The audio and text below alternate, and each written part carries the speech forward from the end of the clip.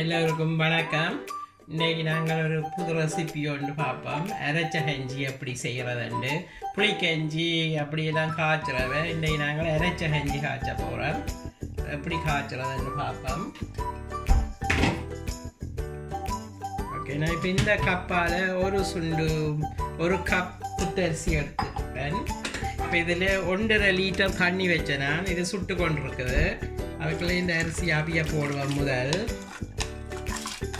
ஒரு கப் அரிசி இதுக்கிட்ட அந்த அரிசி போட்டுட்டேன். அரிசி நான் முதல்ல கழுவி வச்சுருந்தேன். நான் புத்தரிசி நீங்களும் முதல்ல தண்ணியில் 2-3 தரம் கழுவி போட்டு வச்சுருந்தீங்கன்னா கொஞ்சம் குயிக்காக அவிஞ்சிடும். அந்த ஈரத்தில் கொஞ்சம் ஊறி இருந்ததுண்டா அரிசி போட்டால் நீங்கள் அதுக்கு ஏற்ற அளவு உப்பு இப்போ போடுவோம்.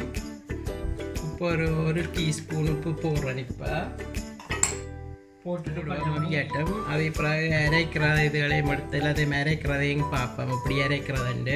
இதுக்கு நீங்கள் எந்த அரிசியும் போடலாம். சிவப்பு அரிசியும் போடலாம், குத்தரிசியும் போடலாம். வேறு உங்களுக்கு விரும்பின அரிசி எதென்றாலும் போடலாம். அதில் ஒரு பிரச்சனையும் இல்லை. ஆனால் குத்தரிசி சிவப்பு அரிசி போட்டால் கூட டேஸ்ட்டாக இருக்கும். சிவப்பு அரிசி போட்டால் இங்கண்டா கூட தடித்து கொஞ்சம் புக்கத்தன்மையாக வந்துடும். லேட் ஆகிக்க. இப்படி குத்தரிசி அப்படி போட்டிங்கன்னா அது கொஞ்சம் தண்ணி தன்மையாக நல்லா இருக்கும். இப்போ அரைச்ச கஞ்சிக்கு ரெடியாக அரிசி அவிஞ்சு கொண்டிருக்குது. அதுக்கு நாங்களே நீ அரைக்கிறதுக்கு பார்ப்போம்.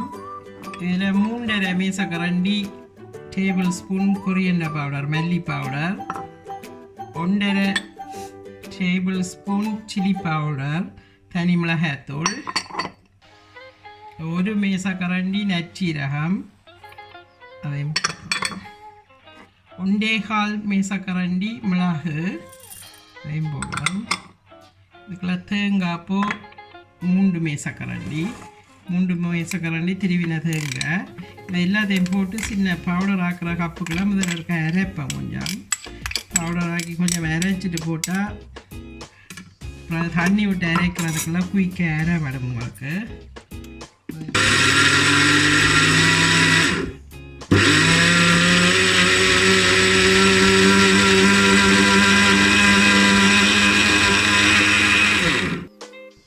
பார்த்தீங்கன்னா இதை அரைச்சிட்டேன். கொஞ்சம் குறவாண்டில் நல்லா இதே கொஞ்சம் நல்லா பட்டை அரைப்பட்டு வந்துட்டுது. இதே தண்ணி விட்டு அரைக்கிறத லிக்விட் சரக்கா மாற்றி போட்டு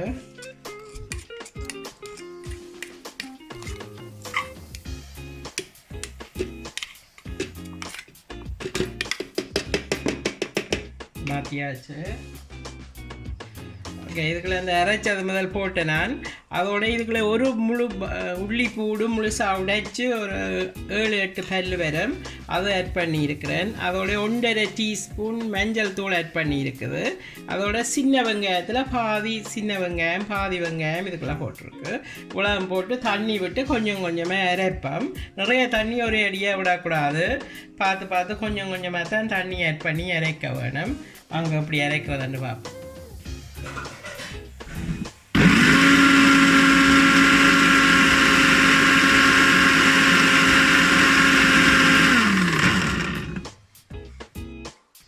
ஓகே, இப்போ நாங்கள் அரைச்சதெல்லாம் நல்லா பட்டை அரைப்பட்டுட்டுது. பாருங்க, இந்த பதத்தில் நீங்கள் அரைச்சி எடுக்க வேணும் தண்ணி. இப்போ நான் கொஞ்சம் கொஞ்சமாக விட்டு ஆட் பண்ணினபடியே இப்படி வந்திருக்குது.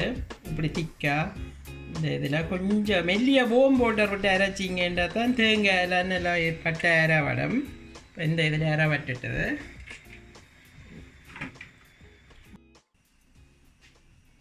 இதில் இப்போ தண்ணியை வச்சதை அரிசி எல்லாம் போட்டு நாங்கள் இப்போ அவிஞ்சிட்டுது. அரிசி இப்போ 3/4 கிட்ட அவிஞ்சு வந்துட்டுது. இனி இதில் மற்ற பொருள்களை ஆட் பண்ணுவோம். இறாலை போடுவோம். முதல் இறால் இது கொஞ்சம் சின்ன இறால் தான் எடுத்திருக்கிறேன். இது முதுகு வெட்டி குடல் க்ளீன் பண்ண தேவையில்லை. ஏன்னா இதில் ஒன்றுமே இல்லை. இதுக்கு சின்ன இறால்ண்டா நல்லா இருக்கும். இப்படி சின்ன சைஸ் என்றால் அது கிடைக்கிறது கொஞ்சம் கஷ்டம். கூடுதலாக பெருசு இருக்கும். அக்கியா சில வழியில் இருக்கும் சின்னன். கூடுதலாக கஞ்சிக்கு சின்ன இறால் தான் எல்லாம் கஞ்சி கூழுக்கு இறாலை போட்டுட்டு அதோட கைத்தங்காயம் போடுவோம். கைத்தங்காய் இதில் ஒரு 300 கிராம் எடுத்திருப்பேன். கைத்தங்காய் அதோட பச்சை மிளகாய் ஒரு 5 பச்சை மிளகாய் போடுறேன். நீங்கள் இது வெட்டி போட தேவையில்லை. இப்படி முழுசாக போட்டிங்கன்னா உரைப்பு கூடண்டா முதல் பச்சை மிளகாயை எடுத்து வச்சுட்டு பிறகு உங்களுக்கு வேணுமெண்டா நீங்கள் அதை மசிச்சு இதோட கலக்கலாம். உரைப்பு வேணுமெண்டா காணாமல் இருந்ததுண்டா நல்லா ஒரு டிஷ்ஷிலையோ என்னத்துலையோ இப்படி முழுசாக எடுத்து நல்லா அப்படி கடைஞ்சிட்டு அதோட ஆட் பண்ணினீங்கன்னா உரைப்பு கணக்காக வரும். அதுக்காகத்தான் நான் முழுசாக போட்டிருக்கேன். அதோட மிரவள்ளிக்கிழங்கு போடுவேன்.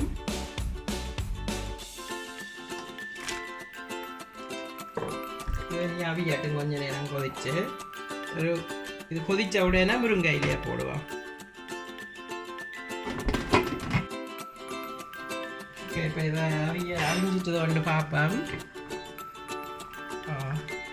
கொதிச்சு வந்துட்டு நல்லா ஹைட்டங்க எல்லாம் அவிஞ்சு கொண்டு இருக்குது. இனி இதில் வெங்காயம் போடுவோம். வெங்காயத்தை இதுக்கு நல்லா அப்படி பிணைஞ்சு போடுங்க, நல்லா இருக்கும். வெங்காயம் ஒரு சின்ன மீடியம் வெங்காயம் வெட்டி இருக்கேன். அதையும் போட்டுட்டு நெத்தலி கருவாடு போடுவோம். உங்களுக்கு கருவாடு ஆப்ஷனல் தான், உங்களுக்கு விரும்பினா போடலாம், எல்லாத்தையும் பிடிக்காட்டிட்டு விடலாம். நெத்தலி கருவாடு அதில் வந்து உங்களுக்கு பெரிய நெத்தலி கருவாடுன்னா நடு கிழிச்சு அப்படியே கழுவி போட்டு இந்த நடு முள்ளி எடுத்துகிட்டு போட்டிங்கன்னா நல்லா இருக்கும். குடிக்கலாம் உங்களுக்கு வாய்க்கெல்லாம் குத்துற மாதிரி வராது. உப்பு இன்னும் கொஞ்சம் உப்பும் போட போகிறேன். உப்பு வந்து முதல்ல 1 டீஸ்பூன் போட்டேன். நான் இன்னும் 1 டீஸ்பூன் ஆட் பண்ணுறேன். இதில் உப்பும் புளியும் உங்களோட அளவுக்கு தான் போட வேணும், பார்த்து செய்யக்கல. இன்னும் ஒரு கொஞ்சம் நேரத்தில் முருங்கையிலேயே போடுவோம். பார்த்தீங்கன்னா இங்கே அரிசி பைத்தங்க எல்லாம் அவிஞ்சு வந்துட்டது நல்லா. இனி இதுக்குள்ள முருங்கையிலேயே போடுவோம்.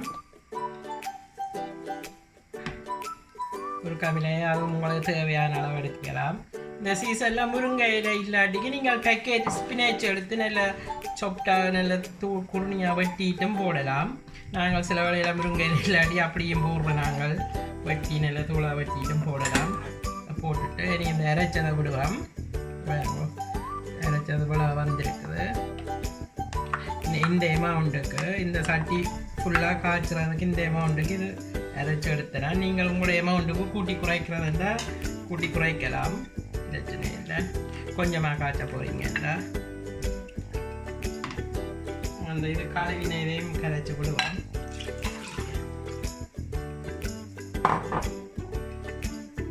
இதுக்கு மொத்தமாக இப்போ தண்ணி வந்து கிட்டத்தட்ட 2.5 லிட்டர் கிட்ட வந்துட்டு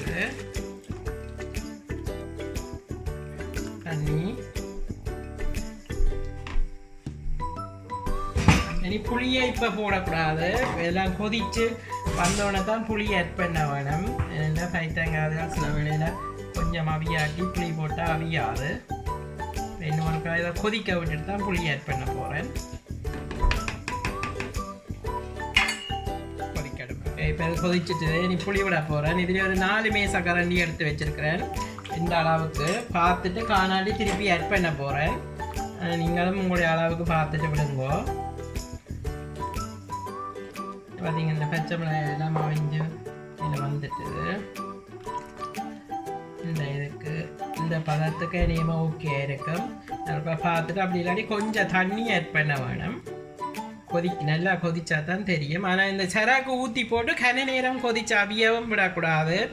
ஒரு 5 மினிட்ஸ் கொதித்து நல்லா பபிள் வந்து நல்லா கொதித்த உடனே நிப்பாட்டுங்கோ. எல்லாம் உப்பு புளி எல்லாம் போட்டு கரெக்டாக இருந்ததுண்டா 5 மினிட்ஸ் கொதித்த உடனே நிப்பாட்டுங்கோ. இப்போ இந்த கஞ்சி எல்லாம் கொதித்து வந்துட்டுது. இதுக்கு என்ன ஒரு நான் 1 டம்ளர் தண்ணி ஆட் பண்ணுறேன். 1 டம்ளர் தண்ணி ஆட் பண்ணிவிட்டு உப்பு புளி எல்லாம் கரெக்டாக இருக்குது. பார்த்தீங்கன்னா இந்த இப்படி இந்த தண்ணி தன்மையில் இறக்கினீங்கன்னா கணக்காக இருக்கும். விட்டெல்லாம் நல்லா கொதித்து நல்லா வடிவாக வந்துட்டுது. பாருங்கோ வந்து இந்த இதில் நீ நிப்பாட்டுவோம். இனி கன நேரம் அவிய விடக்கூடாது. அவிய விட்டால் அப்புறம் ஒரு கசக்கிற தன்மை வரும். அதிலே நீ நிப்பாட்டுவோம்.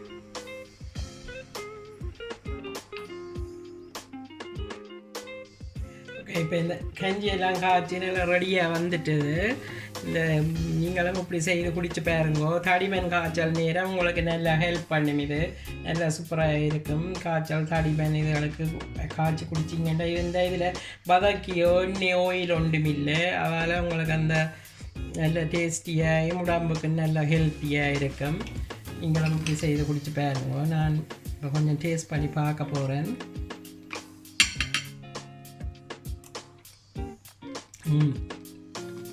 நல்ல டேஸ்ட்டாக இருக்குது. இதே அளவுக்கு செய்தபடியாக எங்களை இதுக்கு உரைப்பு உப்பு புளி எல்லாம் நல்லா கரெக்டாக இருக்குது.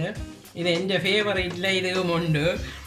அதனால் எனக்கு நல்லா பிடிக்கும் இப்படி செய்கிறதுக்கு. அதில் நெத்தலி கருவாடு இறால் எல்லாம் ஊறி நல்ல டேஸ்ட்டாக இருக்குது. இதுக்கு சின்ன இறால் நெத்தலி கருவாடு நல்ல டேஸ்டியாக இருக்குது. நீங்கள் பிடிச்சா சாப்பிட்ற நீங்கள்னா போட்டு காய்ச்சி பாருங்க, நல்லா சூப்பராக இருக்கும். இதே மாதிரி செய்து பாருங்க. இந்த வீடியோ பிடிச்சிருந்தால் லைக் பண்ணுங்கள், கமெண்ட் பண்ணுங்கள், ஷேர் பண்ணுங்க, மறக்காமல் சப்ஸ்கிரைப் பண்ணுங்க. தேங்க்யூ, பாய்.